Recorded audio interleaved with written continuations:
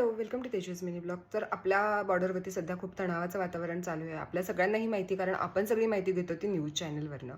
पण तुम्हाला माहिती का आपल्या न्यूजवाले एवढी खोटी इन्फॉर्मेशन आपल्यापर्यंत स्प्रेड करतायत? काल त्यांनी असं सांगितलं की पाकिस्तानचा लष्करी प्रमुख पकडला गेलाय, त्याला अरेस्ट केलंय. परत असंही सांगण्यात आलं की कराची पोर्टवरती हल्ला झाला आणि ते पूर्णपणे डिस्ट्रॉय झाले. तर हे सर्व इन्फॉर्मेशन खोटी आहे.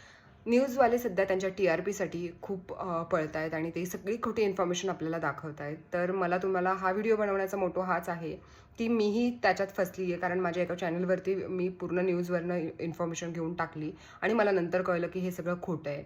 सो जे आपलं इंडियाचं ब्रीफिंग होतं, जे परराष्ट्र मंत्र्यांसोबत पत्रकार परिषद होते, त्याच्यात सगळं काही इन्फॉर्मेशन खरी सांगितली जाते. बॉर्डरवरती काय चालू आहे हे तुम्हाला त्याच्यातून तर नक्कीच कळेल. सो या सगळं पाहण्यापेक्षा, न्यूज चॅनलवरती विश्वास ठेवण्यापेक्षा तुम्ही ती ब्रीफिंग नक्कीच पाहत जा आणि स्वतःही सावध राहा. थँक्यू.